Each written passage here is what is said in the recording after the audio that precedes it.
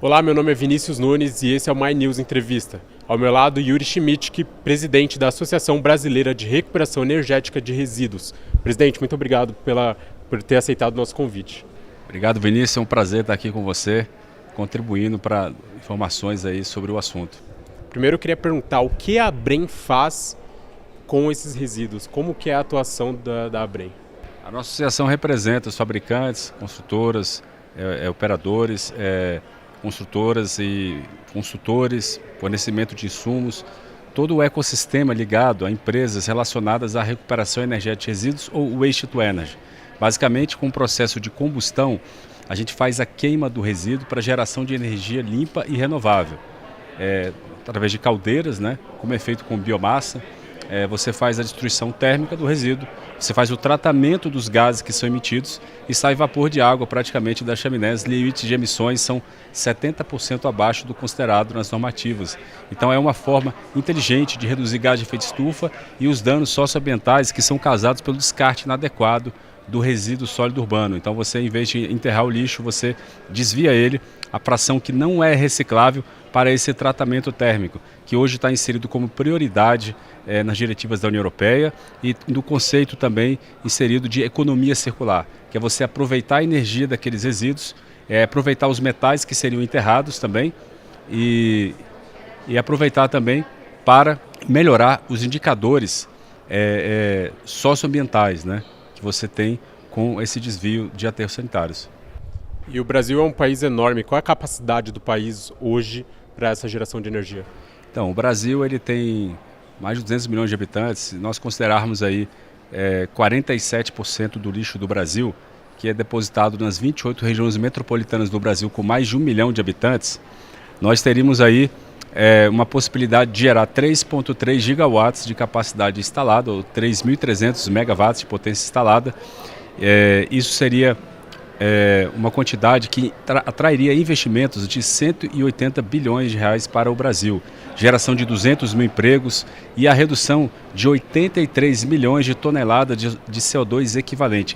Essa quantidade é muito grande, porque você, quando enterra o resíduo orgânico, ele gera metano, e o metano é 86 vezes mais forte que o CO2. Então, o quinto relatório do PCC, ele aponta que a destruição térmica, o waste to energy, ela é a melhor forma para mitigação dos gases de efeito estufa do setor de resíduos.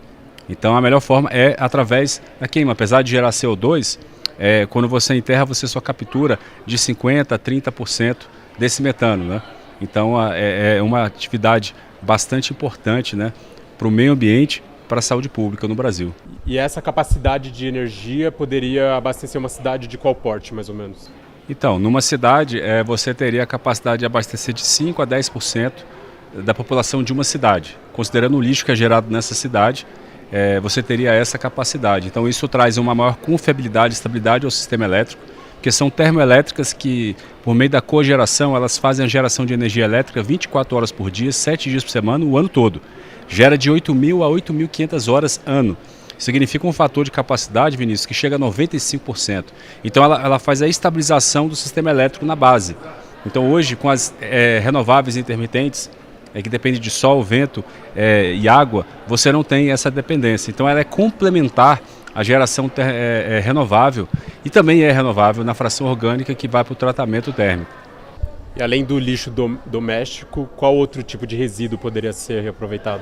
Olha, o resíduo industrial classe 2, você tem também resíduo hospitalar, se for feito um sistema de inclusão direto na caldeira, sem rasgar o saco, né, com toda a segurança, né, e as normativas que são previstas. Então você consegue fazer a destruição de um resíduo que pode, por exemplo, estar contaminado, até o resíduo urbano, né, com a crise do Covid. Então é uma forma de higienização, de segurança na destinação, no descarte de resíduos sólidos nas grandes cidades. E claro, você tem hoje no Brasil uma grande problemática de achar locais adequados para descarte de resíduos, né? Hoje 40% do lixo no Brasil vai para lixões. Então essa tecnologia ela também tem a capacidade de desafogar os aterros sanitários, prolongar a vida útil deles, que muitos estão se esgotando, e trazer uma forma muito mais benéfica do ponto de vista socioambiental, né? E a gente sabe que o Patem passou em regime de urgência na Câmara, está com regime de urgência também no Senado. Como que a ABREM está atuando aqui no Congresso para que passe rápido? Então, no Congresso foi aprovado a inclusão da recuperação e a valorização energética dentro do Patem como instrumento prioritário, já está no inciso 4. Então, como uma forma de mitigação de gases de efeito estufa e benefícios socioambientais.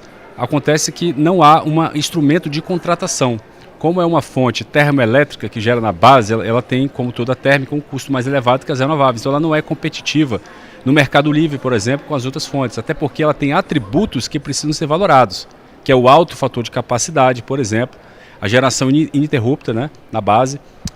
Você, por exemplo, hoje o despacho termoelétrico, você tem despachos de térmicas todos os meses que passam e chegam até R$3.000 o megawatt-hora. A nossa fonte, ela ficaria em torno de R$750 o megawatt-hora, um pouco menos em projetos maiores. E se a gente começar a fazer várias usinas, esse custo vai cair cerca de 20%. Então, é um programa de incentivo para você ter a contratação dessa fonte, que hoje ela é um plano, é um dever do governo. O Plano Nacional de Resíduos Sólidos, o Planares, ele prevê a contratação de 994 megas até 2040. Esse ano já era para ter 311 megas, Vinícius. Nós não temos nada. Só a usina de Barueri, contratada no leilão A-5 2021, por R$549 o megawatt-hora, que hoje daria quase 750, né, atualizado.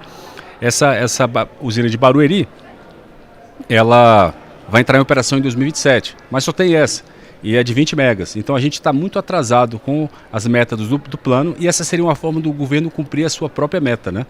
Então é criar um instrumento que viabiliza a compra direta, que pode ser alocado na conta de luz da própria concessionária, onde está situada a usina de distribuição de energia elétrica, ou nacionalmente a nível de CDE.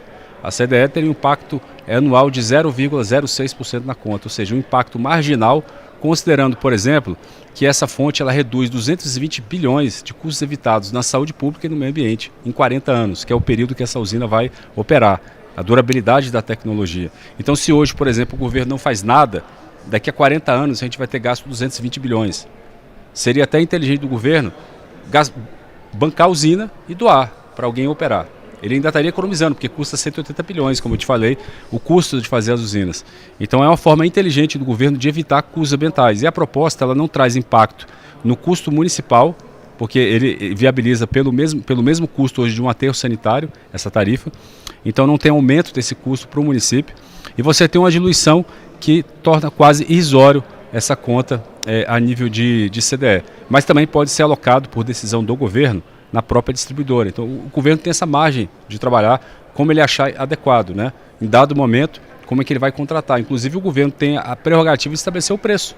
Se hoje ele acha que o mercado está capturando um preço um pouco menor, ele pode abaixar um preço e tornar mais em benefício da modicidade tarifária. Então, justamente sobre isso que eu queria perguntar, qual o investimento que o senhor acha que deveria ser feito pelo governo nesse sentido? Olha, o governo ele só precisa criar estrutura. Hoje, através de um Project Finance, um contrato de concessão de 30 anos, você tem a capacidade de pegar um financiamento. A empresa aporta 20% de recursos próprios, a 10%, que a gente chama de Private Equity, e os outros restantes são financiados, dando em garantia o contrato de compra e venda de energia de longo prazo e o contrato de concessão, que são os dois recebíveis, é a taxa do lixo, né, o tarifa da destinação final do resíduo urbano, e por outro lado a gente tem a venda da energia elétrica. Esses dois recebíveis, eles vão compor a receita, e eles têm que ter garantias para o agente financiador, com contratos de longo prazo. Hoje a gente só tem a concessão. Então a gente precisa também da compra da energia.